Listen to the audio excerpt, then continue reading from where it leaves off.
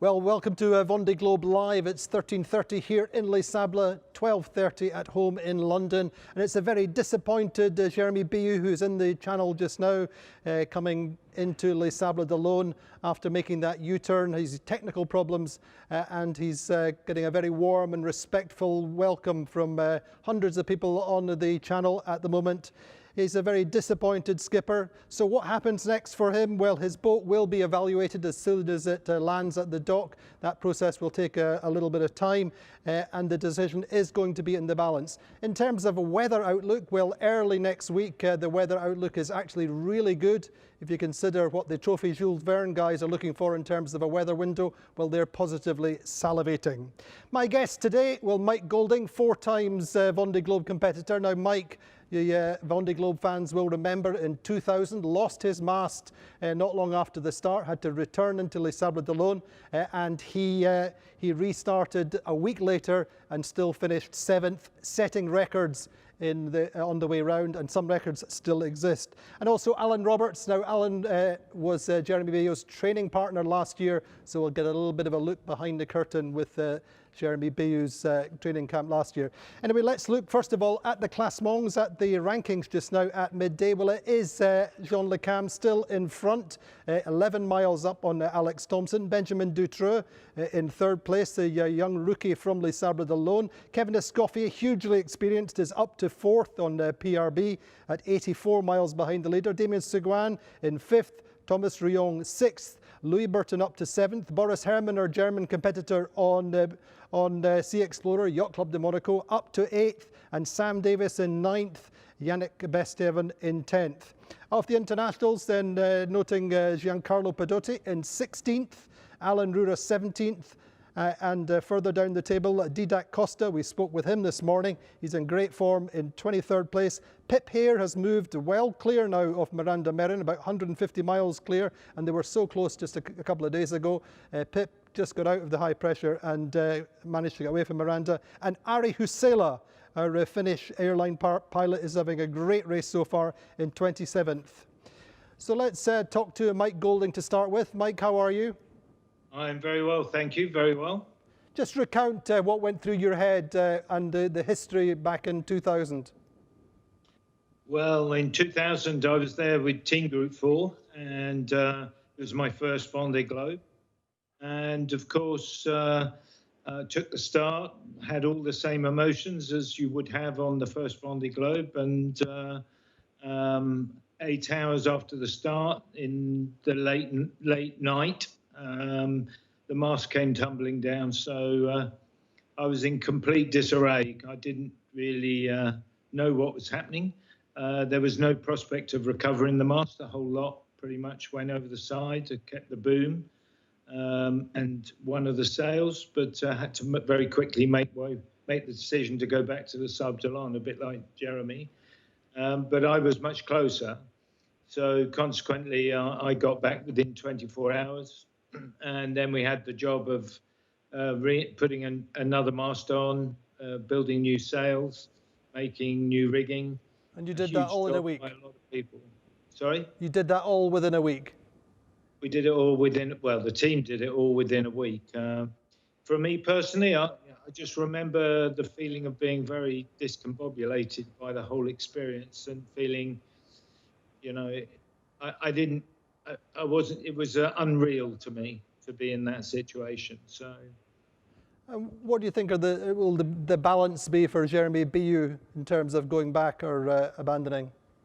I think his choice is a little more difficult than mine. For me, it was my first Vendée Globe. I had a big sponsor, great expectation, but it was my first Vendée Globe, and the time gap, while it could be similar for Jeremy in terms of the 8 days, for him, he's spent a long time thinking about this on the way in.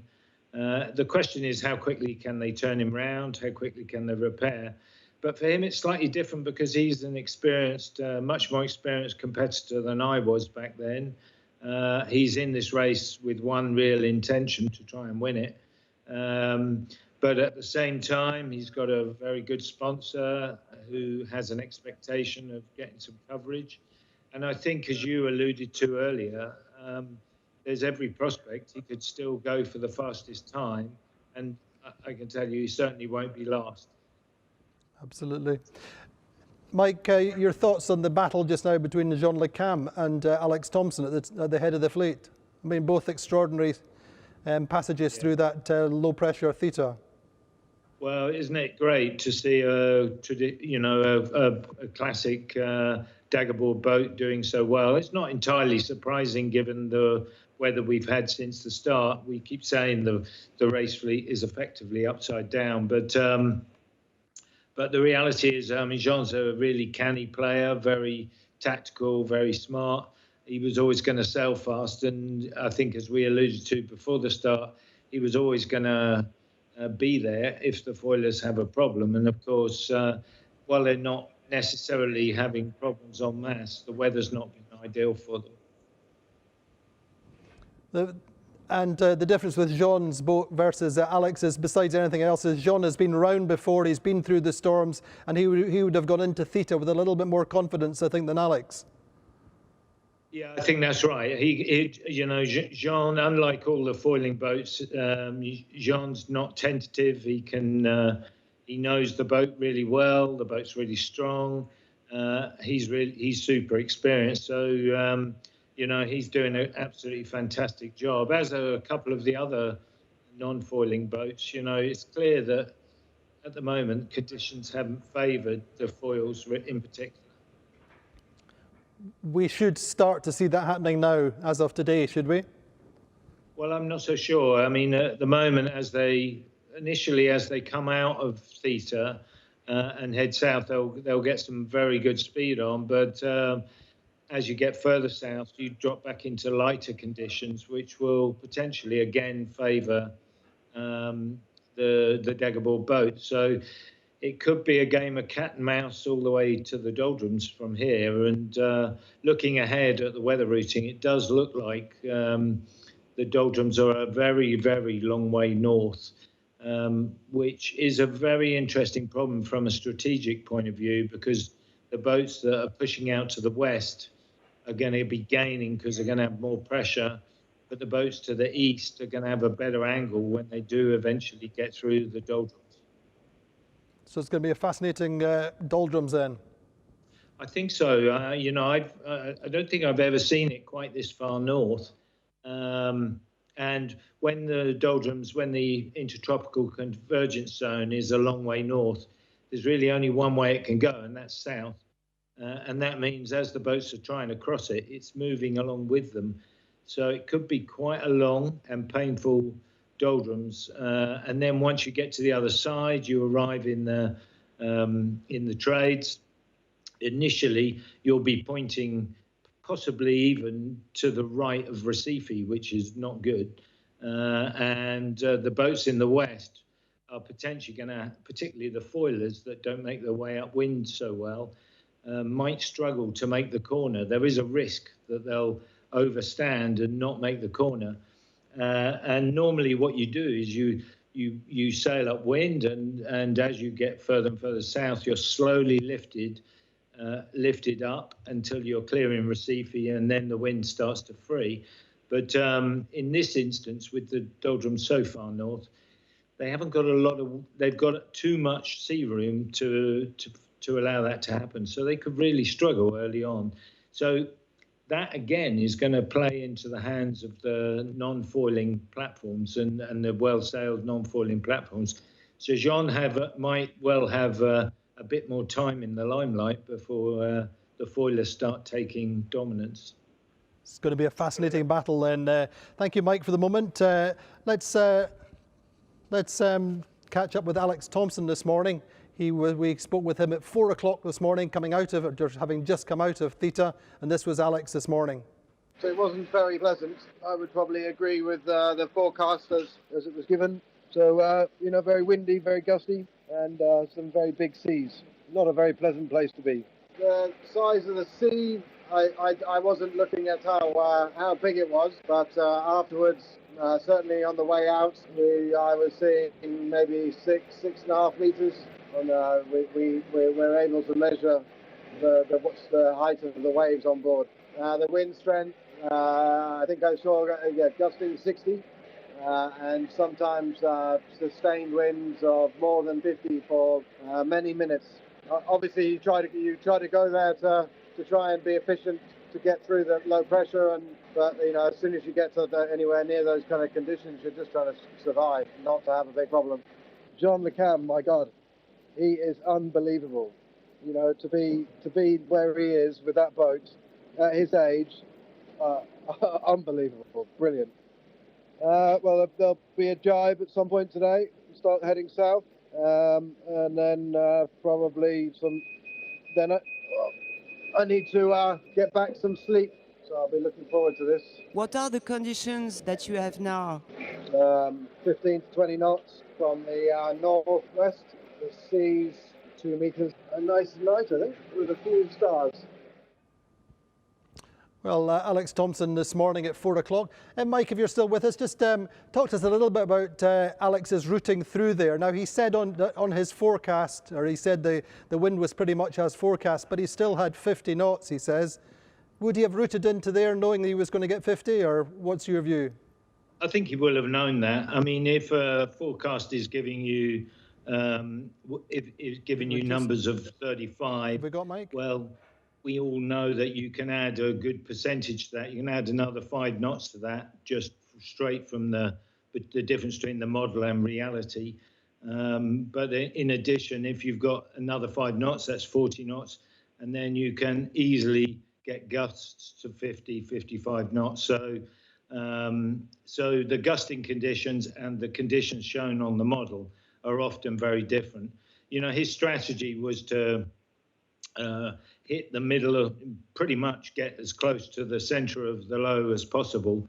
And the idea of that is simply to get the quickest wind shift and spend the least amount of time going downwind. It is the fastest strategy, but it does come with some risks.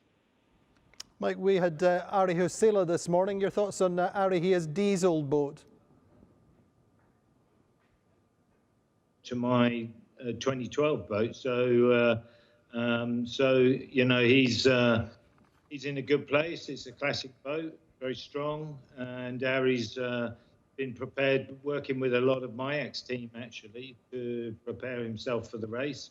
And I know he's super excited to be a part of the Vendée Globe. So it's great that he's got such a good boat. The boat will take care of him and get him around the world safe and sound. And he's a pretty smart cookie as well. Mike, we had Ari this morning, and he, as you say, he's absolutely super excited to be out there. How are you? Hi. So, I'm good. How are you? Not too bad. It's good to see you smiling. I'm so happy to be here. It has been a great time since it has been quite nice. Even it hasn't been so windy, but I've been able to recover. Good. And in the meantime, Ari, you've been left in a holding pattern. Yeah. It was quite silent here, but now we are moving again, I think it doesn't matter for me during this race. I'm just happy to be able to be here. Doesn't matter if I have to stay one day in the calm. Ari, tell us about your first few days or the first week in the Vendée Globe. How's it been? Start was, of course, amazing after that foggy afternoon, and then 4 hours like a quite relaxed sailing, and the front was bad. That was really bad. I think that was worst I've experienced. And after, when it passed, I had this capsize wipe out, seeing the wind turned 50 like 100 degrees like this, and then I was crash tagged. And luckily nothing broken. I was able to continue and get the boat back up and to the right direction. And yeah, since then it has been really nice, and I'm enjoying a lot to be here. So what's in the agenda? What's on the programme today on Stark? I just try to find out the path, and of course next thing is I'm gonna make a good cup of coffee. That's my thing. I did that yesterday, first time on the race, and I have special coffee from my favorite coffee maker in Finland, and they sponsored me with the coffee. And you're quite close with Miranda. She's only 5 or 6 miles away. Yeah, I can see her on my AIS on my side, so it's nice to have some boats around, and it would be nice to be able to keep it that way. I haven't talked her yet with the VHF, but maybe I'll try that later on. Anyway, Harry, you look in great form. Lovely to see you, and we'll catch up in a few days. Yeah. Thanks, Harry. All the best. Thanks, Andy, and have a nice day to you. And greetings to Finland also. Ari Hosela on great form, having his second good cup of coffee. And Roman Attanasio telling us this morning that he was having his first hot drink since the start of the race. Mike, how important is that to get now to this point where you can start to recover a bit? I think it's super important. I mean, the Vendée is a marathon. You know, it's not a sprint. So you need to look after yourself. You need to manage yourself and give yourself rewards for when you've gone through another day. It's one day at a time, each day. So it's important that you take some time in the day to take some time out and just recover. You know, it's super to see Harry looking. He looks really well and looks really sorted. And you know, it's good that the boat's taken care of him. He's experienced his first big event of going through that first frontal system and getting knocked down by a very fast wind shift.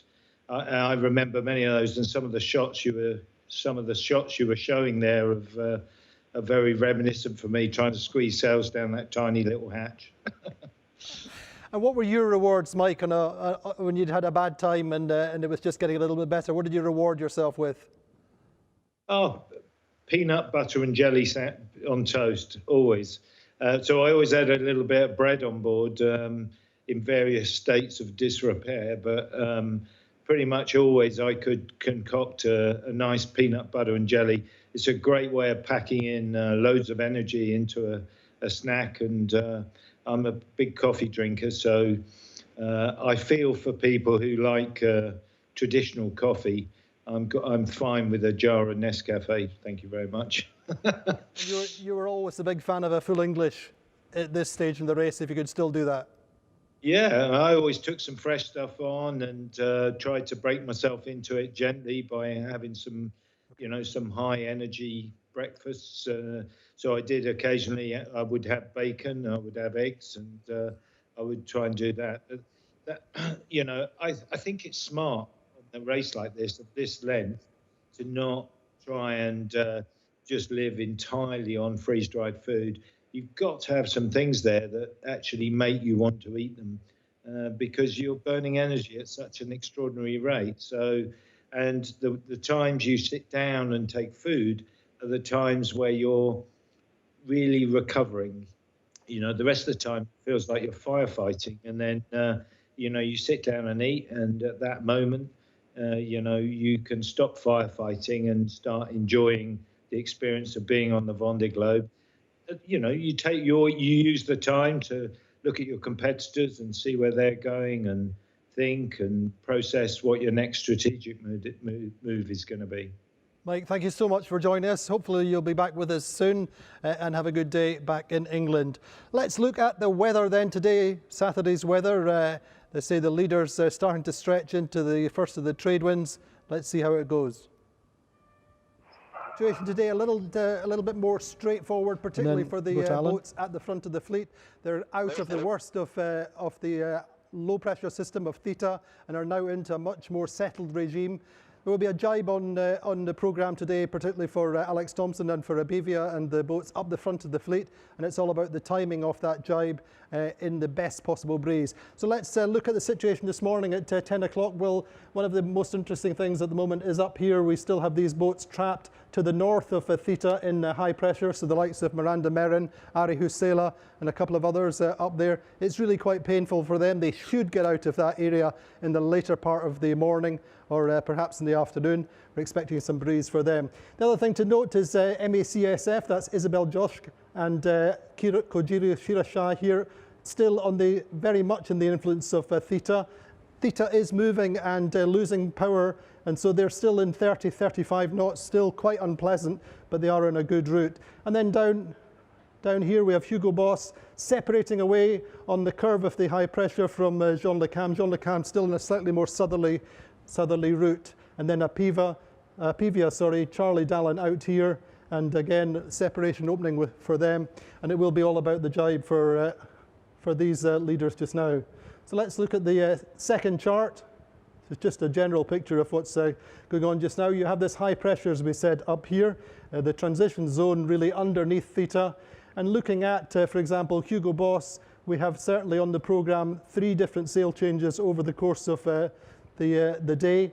Let's have a look then at the next chart, which gives us an idea of the jibing angles and the wind pressure for the leaders in particular. So you see Apivia out here on this west side. Now they have maybe 15 knots, 10, 15 knots in more high pressure, or closer to the center of the high pressure. Less breeze in Hugo Boss. They should jibe at roughly the same time. But then Alex will be moving down into better pressure. He's already in 15, 20 knots.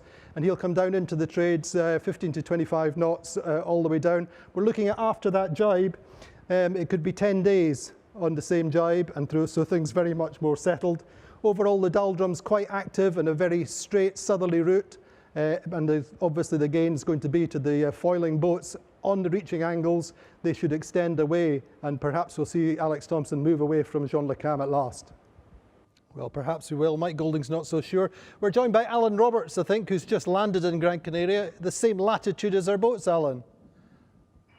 Yeah, hi Andy. Yeah, just Just so, Alan, you trained with Jeremy and are close friends with him. How will he take this?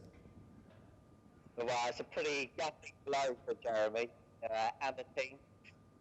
Obviously, they've been preparing for 4 years, probably the most prepared boats out there. They really tested everything hard, and this blow, not like Mike Rudd in the race, but so far in, it'd be difficult for him mentally to set.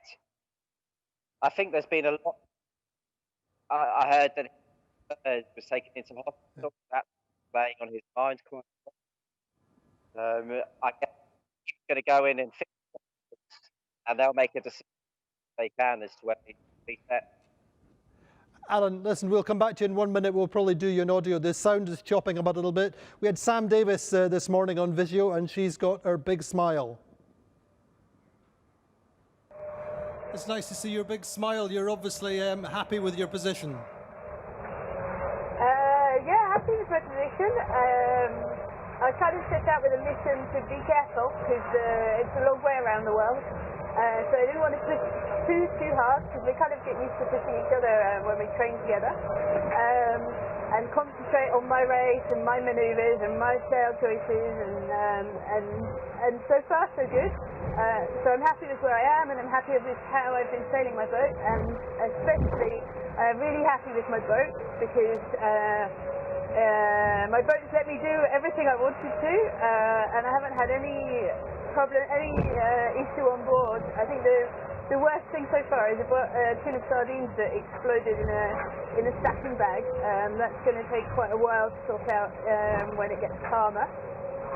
But no, the boat and me are in good shape, and especially after last night, I had a really good night of alternating between sail changes to go up through to bigger and bigger sails, and the rest of the time asleep, really asleep, and trusting that my boat's going fast in the right direction, and it feels great to be able to catch up because since the start of the race it's been pretty full on, and I don't think I've had the amount of sleep that I was hoping to get every 24 hours, so I'm putting some back in the bank today. And Sam, what's on the programme for the day? What's happening today? So today it's trying to go downwind as fast as possible. With the sea state calming down quite quickly, and so is the wind, which is probably unfortunate. I'm going to have some breakfast. That's the most important thing. I'm really hungry. I haven't had anything to eat yet today. And then I've got a few missions to check the boat, because today's about the first day where I'm going to be able to have the time and conditions to go everywhere inside my boat to check everything from the start. And seeing as we've been going for nearly a week, it's quite important to do that. Probably one more sail change to go up to the spinnaker. Right now I've got my Jennifer out, but I've got one more sail to help go downwind as fast as possible. And a lot of tidying up as well. After the last few days it's been a bit hectic, and tidying up and sorting out. Well, Sam Davis there saying that 1 week in, one of the critical things today is to do a full check of the boat, but she looks to be on great form. Sorry about the sound with Alan Roberts. We're going to rejoin him in Gran Canaria. He's just landed there. Alan, have you got us back? Yeah, I can hear you, Andy. Yeah, just Alan, just repeating, I'm just interested in how Jeremy Bayou will take this knockback. Yes, I think it's going to be pretty difficult for him, as Mike alluded to. He's there to win it for sure, and he's quite far into the race. He's not in the Bay of Biscay, so it's quite a long route back, which is going to put him, between a week to 10 days behind the leaders by the time he sets off. I guess the other thing that will probably be on his mind is, as I'm sure some of you know, his father went into hospital before the start of the race, and he kind of put that to the side, and I imagine he's going to be dealing with that when he gets in. But I hope for him, and I hope for the team, that they decide they can get the boat fixed, number one, and he can get back out there, because, as you said, for sure the option's on for the quickest lap of the planet. He's obviously a very, very fierce competitor, a perfectionist. What's he like, in your view, working with him? Jeremy is tough. He works hard. Everything for him is about work rate, and if something's not going right, he increases the work rate and he keeps going until he gets there, and that's on and off the water. He's also a fierce competitor.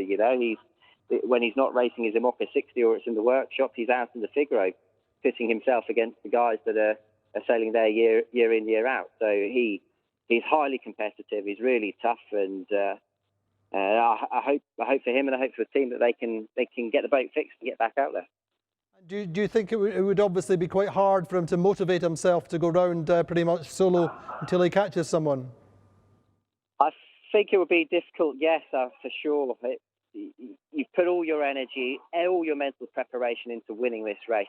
He was in the best possible place he could be. Everything was optimised. The boat was tested and trialled, and to have a blow like this, to change your mindset to going from trying to race your competitors to win the race, which is what we do day in, day out in the Figaro, to going to almost to a record-setting mode is going to be really hard to get out there. And for sure, it'll be quite nice. He should overtake some of the faster boats, and he can maybe even get into the top 7, top 5. But never say never. We don't know how many other boats are going to collide with objects and drop out of the race. But for sure, it's a change in mindset to get back out there.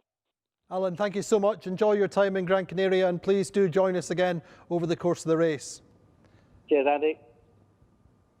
So, as we said, Jeremy Bayou just returning into the Portolona just now.